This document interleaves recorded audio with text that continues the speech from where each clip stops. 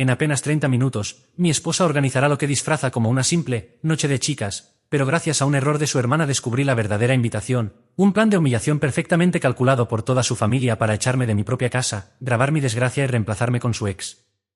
Lo que ignoran es que hoy todo cambió, y cuando cruce esa puerta no seré yo quien caiga, sino ellos quienes verán cómo su mundo entero se derrumba de la forma más cruel e inesperada.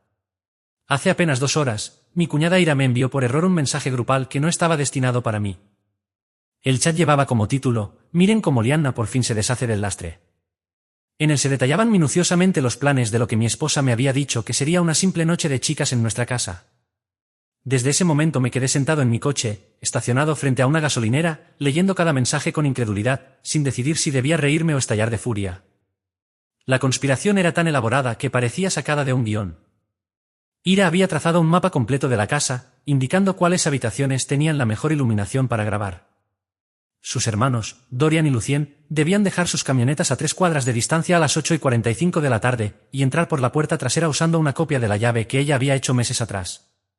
Su padre, Silas, aportaría su enorme camioneta para cargar todas mis pertenencias, que ya habían sido empaquetadas mientras yo trabajaba durante la semana. Su madre, Isolde, llevaba 3 semanas gestionando los papeles del divorcio con un abogado amigo de la familia que les debía un favor. Pero lo que más me hizo hervir la sangre fue descubrir que ya habían instalado al exnovio de Lianna, Gideon, en nuestra habitación de huéspedes la tarde anterior, mientras yo estaba en la oficina. Según los mensajes, él llevaba un mes viviendo en el apartamento de Ira, esperando la ocasión perfecta. Llevaban más de 6 semanas planeando mi humillación, y todo estaba diseñado para ser grabado y difundido en redes sociales. Ira incluso había creado una cuenta privada de Instagram llamada The Advake Dam para subir los vídeos. No dejó nada al azar, había investigado ángulos, iluminación y hasta la manera de narrar la escena. El cronograma detallaba que yo regresaría a las 9:30 de la noche, como cada jueves después de mi turno nocturno. Pensaría que entraba a una inocente reunión de amigas con vino y chismes, hasta que toda su familia saltara desde sus escondites en la sala para echarme de mi propia casa. El gran final consistía en que Gideon saliera del cuarto de huéspedes como supuesto caballero salvador para consolar a la pobre Lianna.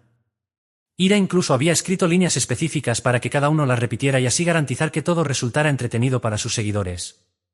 Lo peor de leer todo aquello era percibir la emoción sincera con la que hablaban.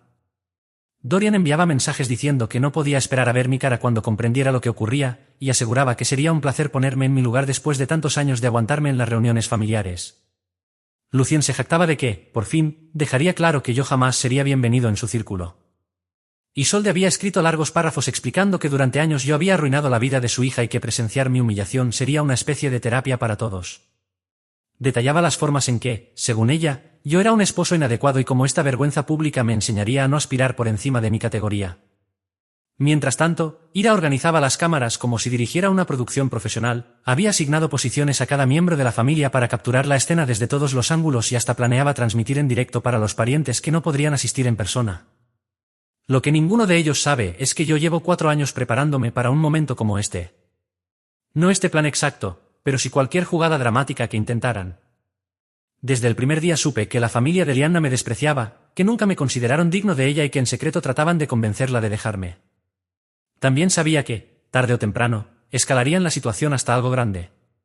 Cuando has pasado la vida siendo subestimado, aprendes a adelantarte a todo. Mientras ellos pensaban que yo era un ingenuo incapaz de notar sus comentarios, sus miradas o las veces que me excluían deliberadamente, yo estaba registrando cada cosa.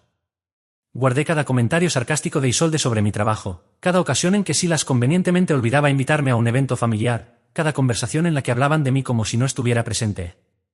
Hace 4 años, cuando Lianna y yo empezamos a tomarnos en serio, decidí llevar un registro minucioso de cada interacción con su familia. No era paranoia, era claridad. Desde el principio supe qué clase de personas eran y cómo operaban en conjunto. Entendí que gente así no se detiene cuando no logra lo que quiere, sino que sigue escalando hasta obtenerlo. Recuerdo bien la primera cena con Silas. Pasó toda la velada haciéndome preguntas diseñadas para dejarme en ridículo qué opinaba del mercado de valores, sobre política local, si había leído buenos libros últimamente. Cada respuesta la recibía con una sonrisa condescendiente antes de cambiar de tema. Si no sabía algo, me lo explicaba con tono paternalista, como si fuera un niño incapaz de entender. Isolde, en cambio, era más sutil pero igual de hiriente, le preguntaba a Lianna, delante de mí, si yo pensaba mejorar mi carrera, si volvería a estudiar o si entendía cuánto costaba mantener el estilo de vida al que su hija estaba acostumbrada. Siempre lo disfrazaba de interés genuino, pero el mensaje implícito era el mismo: yo no era suficiente. Los peores eran Eira y sus hermanos. Jamás ocultaban su desprecio. Se burlaban de mi ropa, de mi coche, de mi trabajo, de mi apartamento. Planeaban salidas familiares y solo me lo contaban después de que ya habían ocurrido. Presumían viajes y experiencias costosas, subrayando que yo no podía compararme con ellos. Durante estos años, mientras soportaba sus actitudes, yo me dedicaba a fortalecerme. Me ascendieron 2 veces en mi empleo gracias a mi esfuerzo y a las conexiones que construí en mi sector.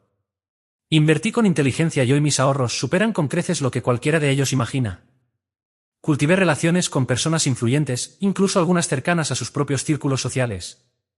Y lo más importante, fui acumulando información precisa sobre cada miembro de esa familia, detalles que ellos mismos dejaron escapar en momentos de descuido y que ahora, sin saberlo, me dan la ventaja. El negocio de Silas ha estado en serios problemas, aunque él intenta aparentar lo contrario. Para sostener su fachada ha recurrido a atajos cuestionables. Su esposa, Isolde, atraviesa conflictos propios con otras familias de su círculo social, después de una disputa por un comité de caridad. Eira, por su parte, lleva tiempo intentando ingresar a programas de posgrado, pero a pesar de que sus padres han gastado grandes sumas en cursos y asesores, las universidades la han rechazado una y otra vez. Dorian les oculta a todos que su rendimiento laboral es deficiente y que en realidad está a punto de ser despedido. Mientras tanto, Lucien se mantiene en su estilo de vida pidiendo dinero prestado a sus padres, aunque les dice que lo utiliza en supuestas oportunidades de inversión. A lo largo de los años, todos ellos me compartieron sus secretos, convencidos de que yo era demasiado ingenuo para entender las implicaciones o recordar los detalles. Me trataron como un mueble más en la sala, alguien invisible, mientras hablaban de sus verdaderas preocupaciones. Nunca pensaron que yo estaba prestando atención ni que, algún día, podría usar esa información en su contra. El motivo por el cual la familia de Lianna siempre me trató como basura no tiene nada de misterioso. La razón es sencilla: yo no vengo de dinero como ellos. Mis padres no eran académicos distinguidos con títulos prestigiosos ni crecí en círculos de clubes exclusivos donde el apellido y las conexiones valen más que la integridad. Para ellos, soy simplemente un hombre de clase trabajadora que tuvo la suerte de que su preciosa hija me eligiera, convenciéndose de que estaba rebajando sus estándares. Desde el primer día intentaron separarnos, convencidos de que ella podía conseguir algo mejor. Silas no se cansaba de repetir que debía agradecer que alguien como Lianna siquiera se fijara en alguien como yo. Isolde insinuó en más de una ocasión que todo esto era una etapa y que tarde o temprano Lianna recapacitaría sobre el tipo de hombre que realmente necesitaba. Lo que ellos nunca imaginaron es que subestimarme era justo la ventaja estratégica que yo estaba esperando. Cada vez que Silas menospreciaba mi trabajo, yo notaba mentalmente sus propias debilidades. Cada vez que Isolde sugería que su hija podía aspirar a más que a mí, yo ya estaba diseñando cómo respondería cuando finalmente intentaran forzar la situación. Cada vez que Ira y sus hermanos me trataban como si yo no existiera, yo analizaba y aprendía cómo funcionaba realmente su familia, detectando sus puntos de quiebre. Lo curioso es que, aunque ellos se creen sofisticados, no lo son. Solo son personas con dinero convencidas de que eso los hace superiores. El dinero no trae inteligencia ni estrategia. Durante años los vi cometer error tras error, cegados por su arrogancia y por la idea de que los demás eran tan frívolos y cortoplacistas como ellos. Nunca pudieron concebir que alguien planeara con antelación ni que un hombre al que consideraban inferior pudiera superarlos en su propio juego. La parte más ridícula de su supuesto plan maestro fue el empeño en ocultármelo. Según sus mensajes, llevaban semanas coordinando horarios y detalles, convencidos de que yo no descubriría nada. Ira incluso había creado un grupo de chat falso con planes inventados para despistarme en caso de que yo revisara el teléfono de Lianna. Estaban tan orgullosos de su estrategia, tan seguros de que habían pensado en todo, que jamás imaginaron el error fatal que terminaría arruinándolo todo, subestimaron mi capacidad de observar y prepararme. En uno de esos mensajes, vi lo que Ira escribió: después de mañana por la noche, por fin estará fuera de nuestras vidas para siempre. Y Lianna podrá volver a ser ella misma. No tienen la menor idea de con quién se están metiendo, ni de lo que he estado preparando pacientemente durante los últimos 4 años. Y, sobre todo, no tienen idea de lo que sucederá esta misma noche cuando cruce esa puerta y encienda las luces. Porque yo no soy el mismo hombre que empezó a salir con su hija hace años. Ya no soy el tipo al que empujaban a un rincón, al que miraban por encima del hombro en cada reunión familiar. Soy alguien que pasó 4 años esperando este momento, planificando cada movimiento. Y al fin hicieron su jugada. En unos minutos conduciré hasta mi casa. Estacionaré en la entrada, como siempre. Entraré exactamente a las 9:30 de la noche, como ellos esperan. Y cuando encienda esas luces y salten para grabarme con sus caras llenas de satisfacción, no serán ellos quienes presencien mi derrota, sino quienes reciban la sorpresa de su vida. Quieren que Lianna se deshaga del peso muerto. Quieren humillarme en cámara. Perfecto. Que empiece el espectáculo. Actualización. Regresé a casa, y como sospechaba, todo sucedió de manera impresionante. Aparqué a las 9:30 en punto. Vi la camioneta de Silas estacionada a 3 cuadras, tal como Ira había indicado. Identifiqué la Ford roja de Dorian y la Chevy negra de Lucian escondidas detrás de unos árboles. Creían que estaban siendo discretos. Observé mi casa desde el auto durante un par de minutos. Todas las luces estaban apagadas salvo la del salón, exactamente como lo habían planeado. Veía sombras moviéndose en el interior, aguardando mi entrada en su trampa. Pero lo que ignoraban era que yo había pasado todo el camino realizando llamadas a mis propios contactos, personas que me debían favores, individuos conectados a su mundo, aliados que había reservado para este instante. Caminé hacia la puerta y entré con mi llave, fingiendo normalidad. En cuanto encendí la luz, todos saltaron al unísono, gritando sorpresa y grabando con sus teléfonos. Ira transmitía en vivo en Instagram. Isolde filmaba con el suyo. Dorian había montado incluso una cámara profesional. Hasta Silas estaba tomando fotos. Y allí estaba Gideon, de pie junto a Lianna en mi propio salón, como si tuviera algún derecho de estar allí.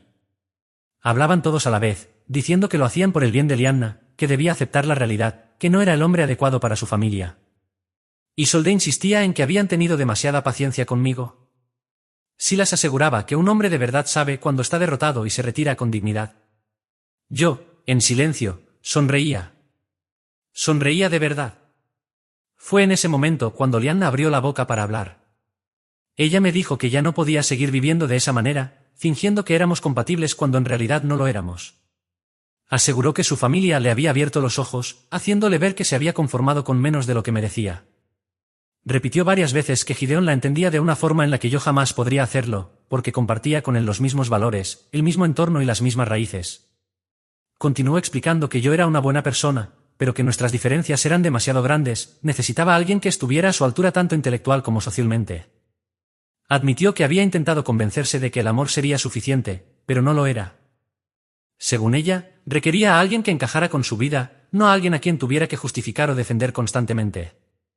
Durante toda esa escena, no estaba sola, su familia la respaldaba, y lo peor de todo, lo grababan todo. Eira hacía comentarios para su transmisión en vivo sobre lo valiente que estaba siendo Lianna, mientras Isolde asentía con la cabeza y murmuraba frases como por fin o ya era hora.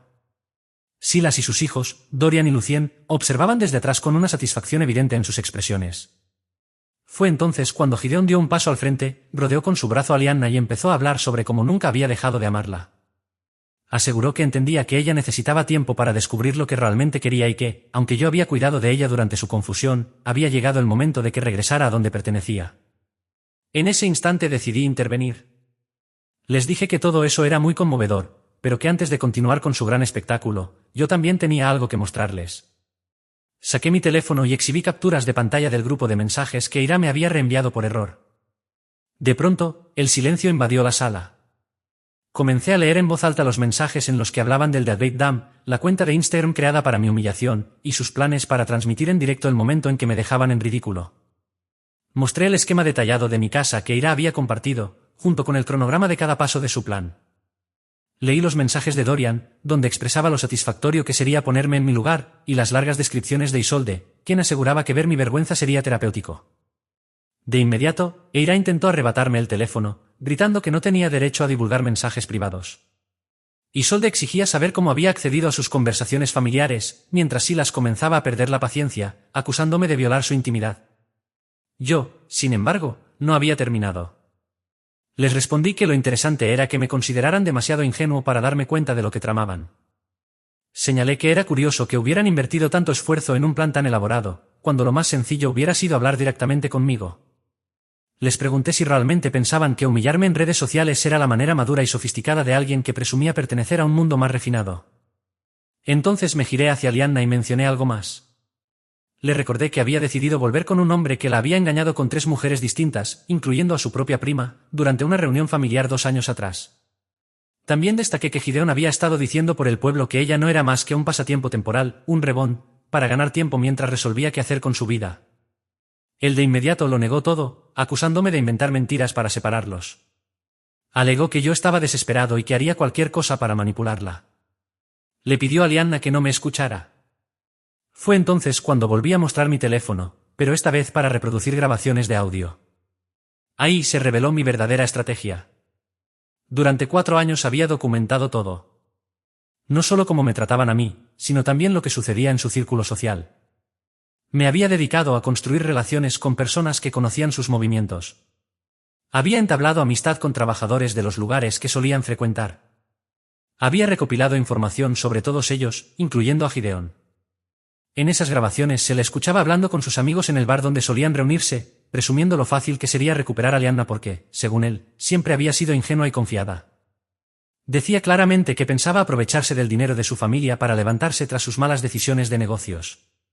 Y confesaba que, tras la experiencia de su relación anterior, había aprendido que la clave estaba en hacer sentir a Lianna que lo necesitaba, y no al revés.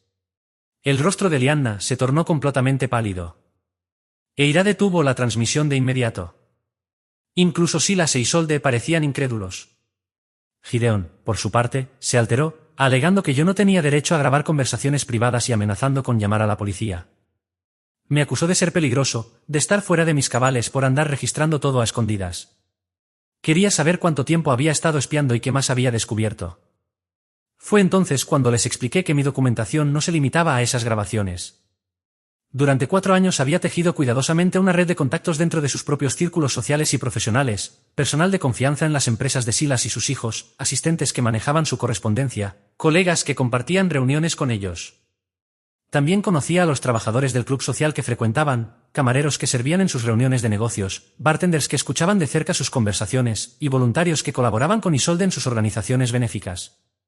Lo que ellos nunca comprendieron es que las personas con dinero y estatus suelen tratar al personal de servicio como si fueran invisibles. Hablan de sus problemas personales, de negocios y de familia delante de ellos sin preocuparse por quién escucha. Yo, en cambio, decidí verlos de verdad, tratarlos como personas, aprenderme sus nombres, preguntarles por sus familias y mostrar un interés genuino en sus vidas. Y cuando haces eso durante 4 años, esas personas empiezan a confiar en ti. Empiezan a contarte lo que han visto y lo que saben. Comenzaron a contar historias sobre las familias adineradas a las que servían. Les respondí que, cuando pasas 4 años siendo tratado como si fueras invisible, aprendes mucho acerca de la gente, porque hablan a tu alrededor como si no existieras.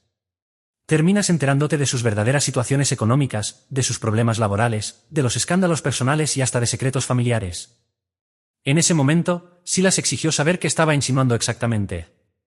Isolde quería que dijera con claridad qué era lo que supuestamente sabía de su familia. Eira, cada vez más alterada, preguntaba si acaso los había estado grabando todo ese tiempo. Le aclaré que no los había estado grabando en particular, pero si había prestado atención, había tomado notas y, sobre todo, había construido vínculos con personas capaces de confirmar lo que yo había observado.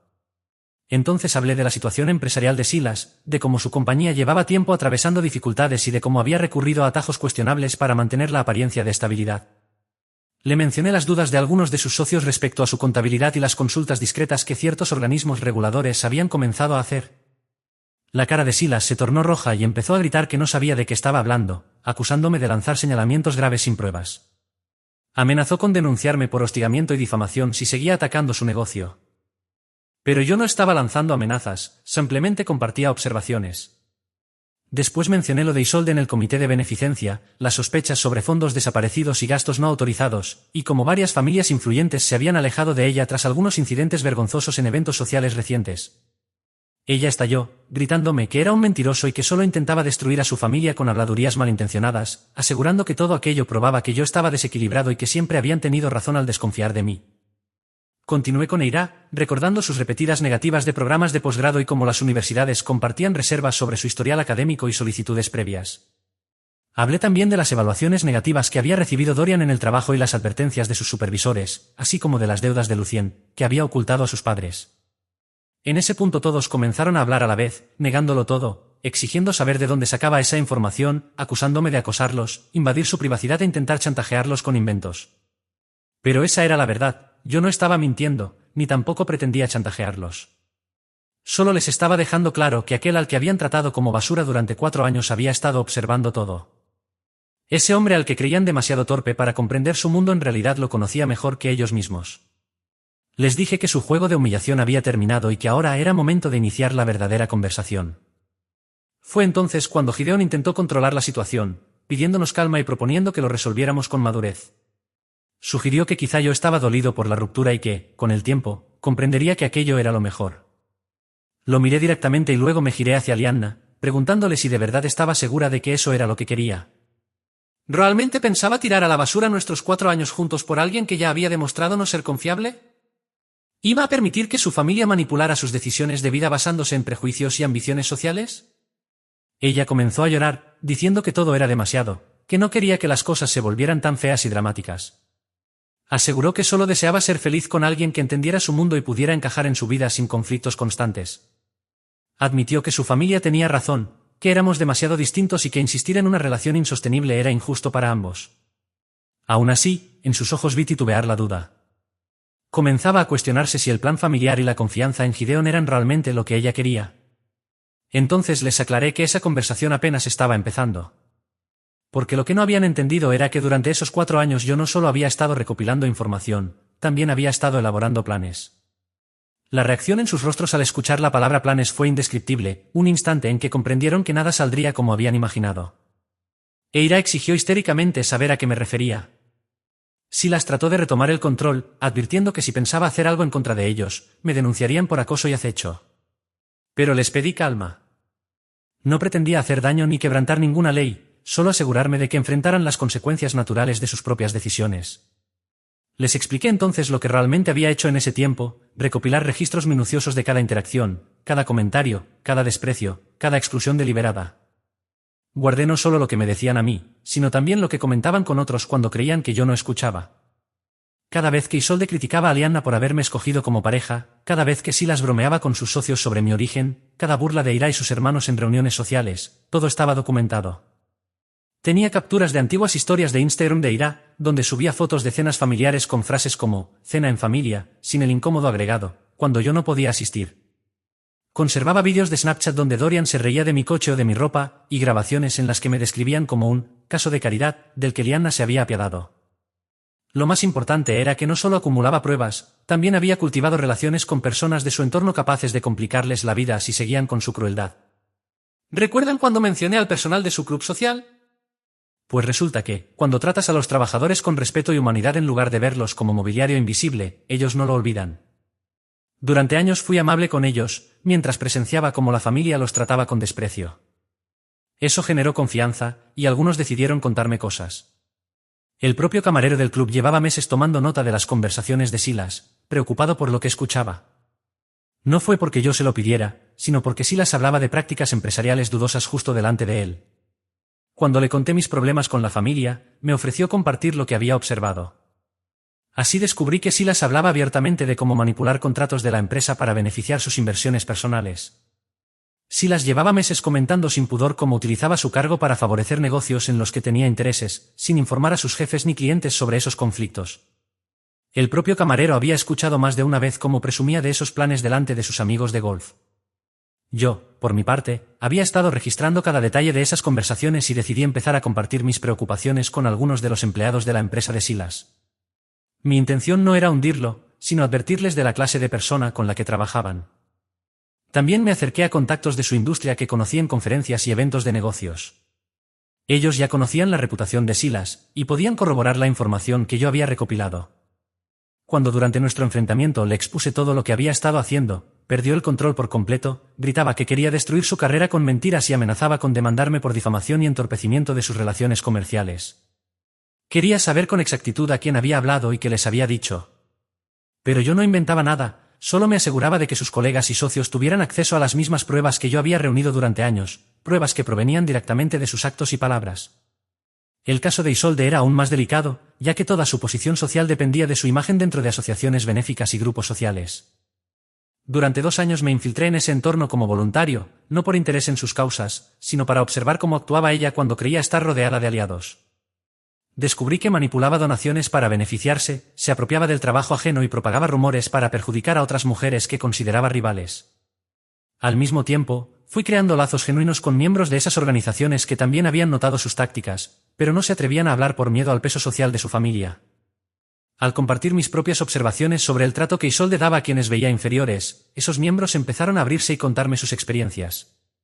Organicé encuentros informales con directivos y voluntarios de larga trayectoria que estaban hartos de sus maniobras, pero no sabían cómo enfrentarlas sin generar un escándalo.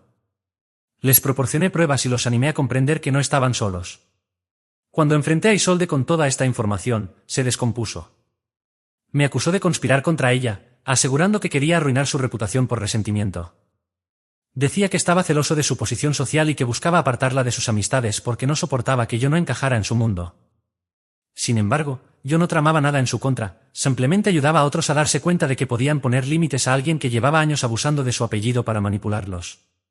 El caso de Ira era diferente. Su futuro dependía de ingresar en un programa de posgrado que sostuviera las expectativas de su familia. Gracias a mis contactos en universidades locales supe que había estado fracasando tanto académica como profesionalmente, pues nunca había aprendido a esforzarse. Sus expedientes mostraban un historial de apelaciones de notas y acusaciones contra profesores. En el ámbito laboral, sus experiencias terminaban mal porque no toleraba críticas de sus superiores. Además, sus ensayos de admisión estaban mal redactados y evidenciaban que ni siquiera entendía los programas a los que postulaba. En lugar de reconocer esas fallas, Ira culpaba a factores externos y exigía a sus padres donaciones e influencias para obtener ventajas en los comités de admisión. Yo había compartido esas observaciones con contactos en el ámbito académico, no para sabotearla, sino para que quienes decidieran sobre su futuro tuvieran una visión completa de con quién trataban. Cuando le expliqué esto, estalló en llanto y me acusó de arruinarle la vida por envidia, asegurando que lo hacía porque ella provenía de una familia mejor que la mía. Incluso me reprochó que lo hacía porque Liana prefería a alguien de su mismo círculo social. Con Dorian y Lucien el asunto fue distinto. Ellos eran más fáciles de exponer porque su reputación profesional ya estaba debilitada y sus errores eran evidentes desde hacía meses. Yo solo me aseguré de que las personas correctas tuvieran la información necesaria y pruebas que respaldaran sus sospechas. Dorian engañaba a sus supervisores sobre los plazos de proyectos y culpaba a sus compañeros cuando no cumplía. Se apropiaba de méritos ajenos y creaba un ambiente tóxico con su actitud arrogante y su negativa a colaborar. Lucien, por otro lado, pedía dinero prestado a amigos y familiares inventando historias sobre inversiones y negocios ficticios. Vivía muy por encima de sus posibilidades y recurría a planes cada vez más desesperados para sostener su estilo de vida. Me reuní con sus colegas y conocidos, quienes también habían documentado sus conductas, y les ofrecí apoyo para que entendieran que no eran los únicos en sufrir por su egoísmo. Al exponer todo esto frente a ellos, los dos hermanos reaccionaron con amenazas y acusaciones de acoso, diciendo que me había entrometido en sus vidas privadas y que pagarían por el daño a su reputación. Pero no estaba inventando nada, simplemente garantizaba que sus actos tuvieran consecuencias y que quienes habían sido perjudicados contaran con respaldo para hablar. Finalmente, la pieza clave de todo era Gideon y su relación con Lianna. Él mismo se jactaba en círculos sociales de que reconciliarse con ella era parte de una estrategia para mejorar su posición económica y social. Presumía de lo sencillo que le resultaba manipular la culpa de la familia de Lianna por sus decisiones sentimentales. Había descubierto que Gideon tenía planes muy concretos, pretendía aprovechar las conexiones familiares de Lianna para impulsar su carrera y resolver sus problemas financieros. A pesar de presentarse como un hombre arrepentido que quería recuperarla, en realidad mantenía relaciones con otras mujeres, asegurándoles que lo suyo con Lianna era algo temporal, solo parte de una estrategia mayor. Se dedicaba a prometer lo mismo a distintas personas, creando una red de mentiras destinada a colapsar tarde o temprano. Yo había estado recopilando pruebas durante meses a través de contactos que conocían a Gideon tanto en el ámbito social como en el profesional. Sabía que, llegado el momento, mostraría todo lo que había reunido. Y ese instante llegó la noche de la confrontación. Con Gideon rodeando a Lianna con el brazo, fingiendo ser el novio devoto que jamás había dejado de amarla, reproduje grabaciones de sus conversaciones con amigos. En ellas se escuchaba claramente cómo planeaba servirse del dinero y las influencias de la familia de Lianna para saldar deudas y financiar sus proyectos. Incluso explicaba que debía mantener ocultas sus otras relaciones hasta asegurarse un lugar en la familia. Entre risas, se burlaba de lo ingenua que le parecía a Lianna y de lo fácil que sería convencerla de que había cambiado. Lo más dañino fue escuchar cómo detallaba su estrategia de salida. Una vez estabilizada su situación económica gracias a la familia de Lianna, se distanciaría poco a poco y buscaría a alguien más afín a sus verdaderos intereses. Lianna quedó destrozada. Lo enfrentó con lágrimas en los ojos, exigiéndole saber desde cuándo le mentía y si alguna palabra sobre reconstruir la relación había sido sincera. Gideon trató de minimizar lo revelado, asegurando que solo había exagerado para impresionar a sus amigos y que sus verdaderos sentimientos eran distintos. Pero ya era tarde. Ella pudo ver que todo había sido una actuación, diseñada para manipularla con la ayuda de su propia familia. Aquel plan que habían preparado para humillarme se volvió en su contra. En lugar de mostrarse como una familia refinada que intentaba darme una lección, quedaron expuestos como personas crueles dispuestas a montar un espectáculo para dañar a alguien que nunca les había hecho mal. Eira terminó llorando y suplicándome que no difundiera información sobre sus problemas académicos. Isolde, desesperada, llamaba a sus conocidos intentando reparar su imagen. Silas me amenazaba con acciones legales mientras calculaba cuánto se había comprometido su reputación empresarial. Yo les advertí que aquello era apenas el inicio. Los verdaderos efectos de sus actos se irían viendo con el tiempo, porque quienes habían sufrido sus manipulaciones ahora contaban con pruebas y apoyo para alzar la voz. La fiesta de humillación que habían planeado contra mí se transformó en el principio de su propio juicio público. Pasaron 3 semanas desde aquella noche y aún me cuesta procesarlo todo. Ustedes pidieron actualizaciones, así que aquí va el desenlace. Cuando terminé de exponer mi plan de 4 años durante la confrontación, reinó un silencio absoluto de medio minuto. Luego, el caos estalló. Todos comenzaron a discutir, pero no conmigo, sino entre ellos. Silas culpó a Isolde, diciendo que había llevado demasiado lejos el plan de ridiculizarme y que él jamás quiso implicarse en algo tan vengativo. La acusó de haber arruinado a la familia con su obsesión por deshacerse de mí. Isolde respondió furiosa, recordándole que había sido él quien durante años repitió que yo estaba por debajo de sus estándares familiares. Eira, entre gritos, reprochaba a ambos haberla arrastrado al desastre cuando ella ya lidiaba con el fracaso en sus estudios de posgrado. Según dijo, le habían prometido que exhibirme públicamente le haría sentir mejor con sus propias derrotas, pero ahora enfrentaba consecuencias peores por esa absurda conspiración. Dorian y Lucien también discutían, culpándose mutuamente de haber sugerido grabar todo para redes sociales. Dorian afirmaba que había sido idea de Lucien hacer viral la humillación, mientras Lucien insistía en que Dorian era el verdadero entusiasta de dejar pruebas permanentes de su victoria sobre mí. Mientras tanto, Gideon intentaba calmar los ánimos y hablar de control de daños, pero ya nadie lo escuchaba. Y Anna simplemente lo miraba, como si lo estuviera viendo de verdad por primera vez, comprendiendo en qué clase de hombre había estado a punto de depositar su futuro. Y les repetí que lo que habían vivido aquella noche era apenas la primera consecuencia, que lo peor aún estaba por venir. No exageraba. En la primera semana, la reputación de Silas comenzó a desmoronarse. Colegas y clientes cuestionaban su ética y sus decisiones, y varios contratos quedaron en pausa mientras revisaban su comportamiento. Intentó llamarme una y otra vez, exigiéndome que aclarara que yo había inventado cosas sobre él.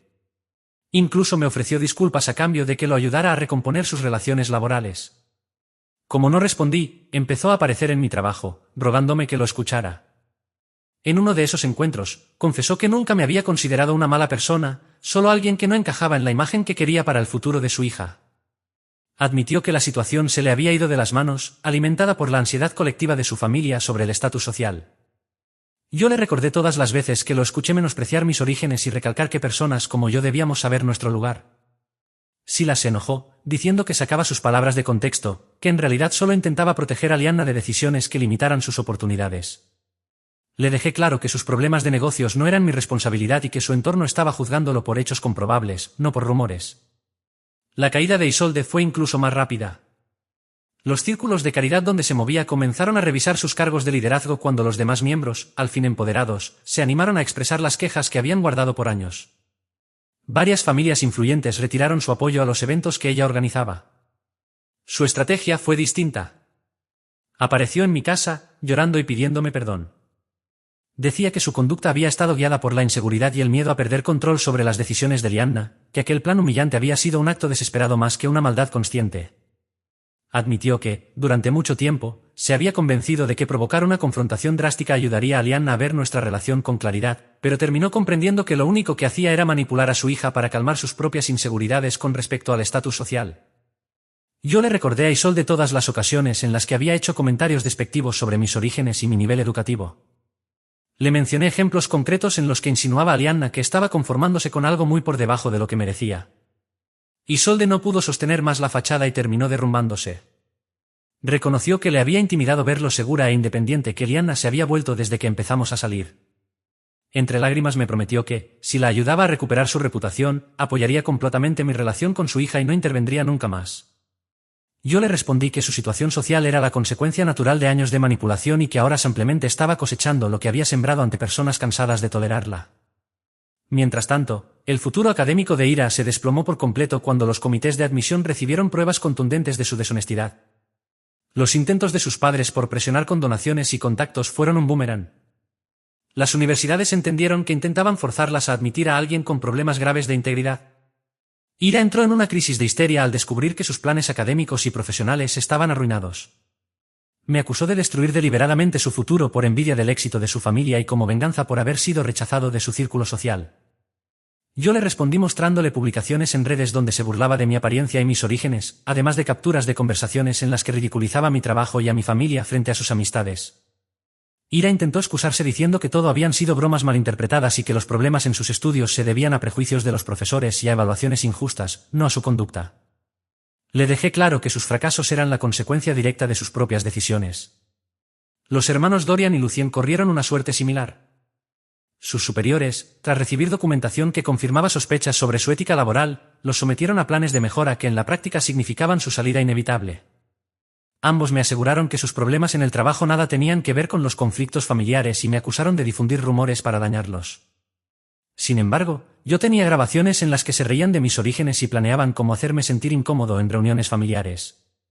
Había pruebas de publicaciones suyas burlándose de mi aspecto y de conversaciones donde me describían como un caso de caridad con el que Lianna se había compadecido. Cuando los enfrenté con esa evidencia, admitieron que nunca me habían tomado en serio porque no comprendían que veía a Lianna en alguien como yo.